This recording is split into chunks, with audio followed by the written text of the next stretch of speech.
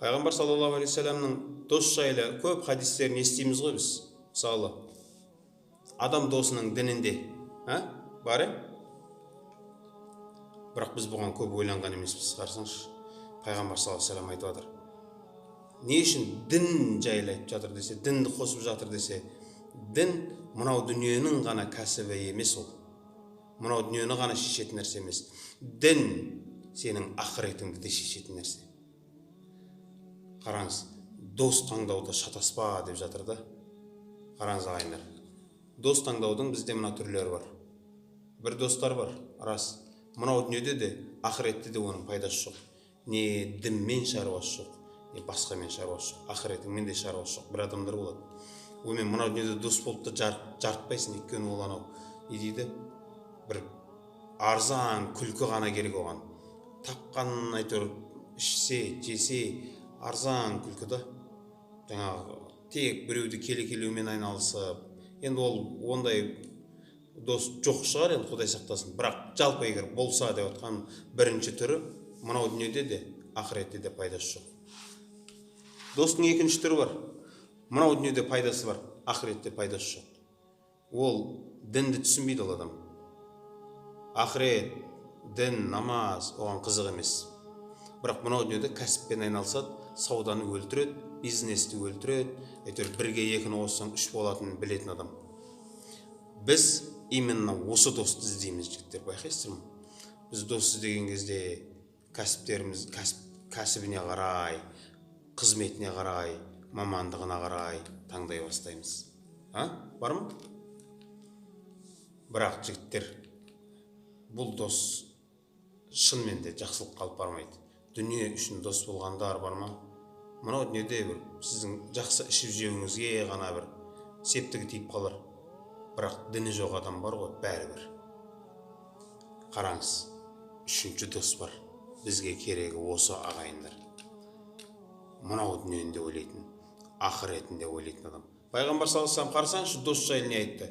Қияметте 7 адам, Алла тағаланың көршісіне, көлеңкесіне кіреді. Соның біреуі Алла үшін дос болғандар.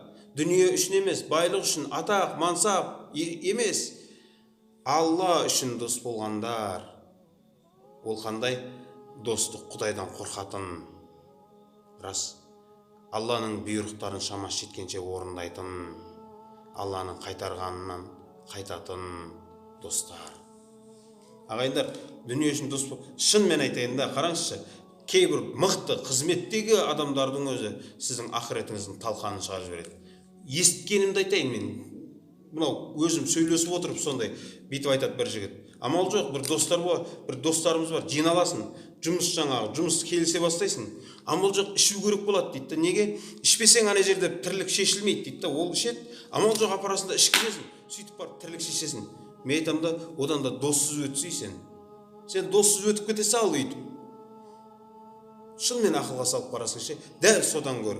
Енді қараңыздар, мен айтқым келгені мынау ағайындар. Досты енді қалай таңдаймыз деген кезде ше, біріншісін, менің ойым, бірінші ойым айтайын.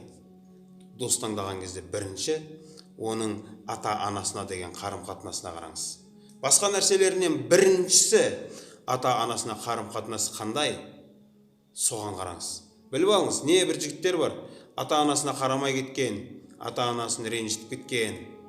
Біліп алыңыз, өзі үшін өмірін өлімге, басын өлімге тігіп дүниеге алып келген анасын, денсаулығын бұл бала үшін берген анасын, бұл бала үшін өлуге дайын тұрған анасын, барын бере алатын анасын, сен оны ренжітіп кетсең де ол сенің сыртыңнан сен аман болшы деп тілейтін анасын ренжітіп тастап кетіп, және сол ренжіткеніне өкінбейтін адамдар бар ғой, бұлармен дос болмаңыз. Шынымен дос болмаңыз. Біріншісі, өлімге бас тігіп дүниеге алып келген анасын тастап кеткен адам бар ғой, сені кішкентай қиыншылықта тастап кетуі түк қиын емес.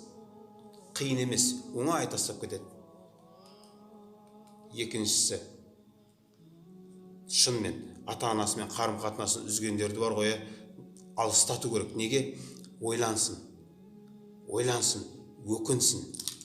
Ойлаңызшы ағайындар, ата анасының қарғысын алып, неудачник қой бұлар, неудачниктер да, ойлаған шығар дүние тауып жатырмын, бақыттымын деп та, ата анасын разы қылмай, ата анасын ренжітіп тастап кетіп, ата анасының дұғасын ала алмаған неудачниктер. Пайғамбар сам айтып жатыр, сен досың қандай, сен сондай боласың деп жатыр. Сен сонымен дос болып жарисың ба? Адам досының дінінде деген нәрсесі, мынау дүниеде де сен досыңа тартасың, бәрібір досыңа тартасың. Қара, арақ ішетін біреумен достасасың ба, сені ол будкаға қарай тартады. Картожникпен ба, ол сені аняққа қарай, казиноға қарай тартады. Жатып ішер ма, ол сені давай шикта ұйықтап алайық та, жеп алайық та, ұйықтап алайық та. Кім қандай соған тартады қасындағы адамды да. Сіз қандай дос табасыз, сіз соған тартасыз, ұқсайсыз жайлап келіп. Ал ата анасына қарамай кеткен бала, сізге анаңа қара деп айта ма? Ол неудачник ол адам ше, сонымен дос болып сен бір бақыт табасың ба? Сен де бір неудачникке айналасың да. Сол үшін ағайындар, дос таңдаған кезде ше, мынау хадиске мән беріңіз. Адам досының дінінде. Сіз қандай дос таңдайсыз, жақын арада сіз дәл сондай боласыз.